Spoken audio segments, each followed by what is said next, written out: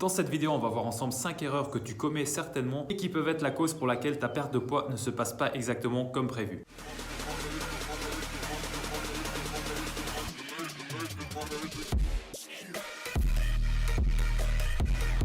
On commence tout de suite avec la première erreur, se focaliser uniquement sur le poids qu'affiche la balance. Je reçois beaucoup trop souvent des messages de personnes qui ont l'impression de ne plus perdre de poids uniquement parce que le poids sur la balance n'a pas bougé depuis quelques jours. Le truc, c'est qu'il y a un tas de facteurs qui peuvent influencer notre poids et l'un d'entre eux, c'est justement que les muscles sont plus lourds que la graisse. Pour vous montrer un petit exemple, je vais vous montrer deux photos sur lesquelles j'ai exactement le même poids et pourtant il y a 10 mois d'écart entre les deux. Si vous pratiquez la musculation ou une autre activité physique en plus d'avoir changé vos habitudes alimentaires en consommant plus de protéines par exemple, eh bien il y a de fortes chances pour que vous gagniez de la masse musculaire. Mais ça ne veut pas dire que vous ne perdez pas de gras, car c'est justement ça qu'on cherche, on veut perdre du gras et non du poids. La quantité d'eau est un autre facteur qui peut influencer le poids sur la balance. Bah oui, notre corps est constitué d'environ 60% d'eau. Et donc forcément, en fonction de l'eau que vous allez consommer ou dépenser dans votre journée, eh bien ça va forcément avoir un impact sur le poids qu'affiche la balance. La digestion, la composition de nos repas, nos stocks de glycogène, tout ça sont d'autres facteurs qui peuvent modifier le poids sur la balance d'un jour à l'autre. Comme on l'a déjà vu dans d'autres vidéos, pour perdre du gras, j'ai bien dit du gras et non du poids. Pour perdre du gras, il faut donc que nos stocks de glycogène soient vides pour que le corps puisse commencer à brûler ses graisses. Seulement si pendant un repas vous avez consommé trop de glucides, eh bien c'est tout à fait normal que la perte de poids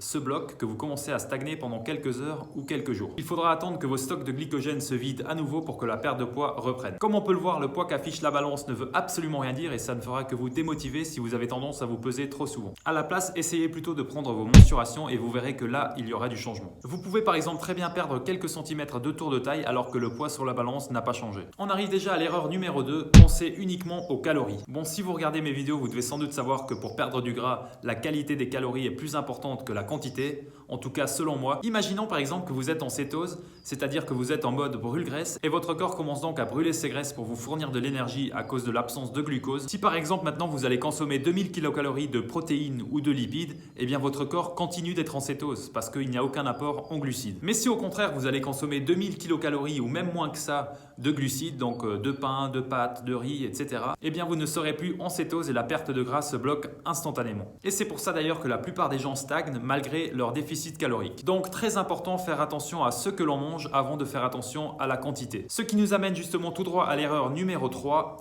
manger de tout en petite quantité. Vous avez sans doute déjà tous entendu ça quelque part. Pour perdre du poids, ne changez rien à vos habitudes alimentaires, continuez à manger de tout en petite quantité. Et bien ça aussi, c'est pas forcément le top pour perdre du gras et notre poids finira aussi par stagner sur la balance. Il faut bien comprendre que nos graisses corporelles ne sont pas là pour faire joli, elles sont là pour nous protéger en cas d'absence de sucre, en cas de pénurie de glucose. En gros, eh bien la graisse, c'est notre carburant de secours quand on n'a plus de sucre à disposition. C'est pour ça d'ailleurs que beaucoup de personnes ne perdent pas de gras malgré un régime, puisqu'elles consomment toujours beaucoup trop de sucre. Elles ont peut-être bien réduit leur consommation, mais elles en consomment toujours assez pour empêcher le corps de brûler ses graisses. Surtout si vous êtes une personne en surpoids ou obèse avec un métabolisme lent, dans ce cas-là, la meilleure des choses à faire, c'est de ne pas simplement réduire sa consommation de sucre. Il faut plutôt qu'il y ait zéro apport en sucre, en glucides pour que la perte de poids se lance. Pour vous donner un exemple, c'est un peu comme le réservoir d'une voiture. Si on dit que la réserve, ce sont nos graisses corporelles. Si vous remettez à chaque fois de l'essence, même en petite quantité, avant d'être sur la réserve, eh bien justement, vous n'allez jamais consommer cette réserve. Donc très important, car même si vous consommez ne serait-ce qu'une petite quantité d'un aliment inadapté, comme du jus de fruits par exemple, eh bien il y a de fortes chances à ce que ça bloque votre perte de poids pendant 24 heures ou plus. Erreur numéro 4, se focaliser sur l'activité physique plus que sur l'alimentation. On connaît tous les bienfaits de l'activité physique sur notre santé, d'ailleurs je ne remets pas ça en doute. Seulement, eh bien, pour perdre du poids, mieux vaut se concentrer un maximum sur notre façon de manger. Il y a quelques années par exemple, à chaque fois que j'essayais de maigrir, je me tuais à la salle et en plus je faisais du cardio. Le truc bien chaud et super chiant, surtout quand on a des kilos en trop. Et ensuite, eh bien, je rentrais chez moi et je mangeais, sauf que je ne connaissais pas du tout tous ces phénomènes liés à la perte de poids, ou plutôt à la perte de gras. Donc c'est très bien, j'avais fait du sport, je m'étais dépensé autant que je pouvais, sauf qu'une fois rentré à la maison, mes repas n'étaient pas du tout adaptés à la perte de gras. Je mangeais la même chose que ce qu'on voit la plupart du temps sur internet ou sur les réseaux sociaux, poulet, brocoli, riz, fruits, pommes de terre, jus de fruits, etc. Autant vous dire que je comprends maintenant pourquoi je finissais toujours par stagner, par abandonner et par reprendre tous les kilos perdus. Donc comme on l'a vu précédemment, choisissez bien vos aliments, surtout après avoir fait tant d'efforts. Bah oui, ça serait quand même bête de gâcher tous ces efforts avec un aliment inadapté. D'ailleurs, si vous le pouvez, je vous conseille la musculation comme activité physique,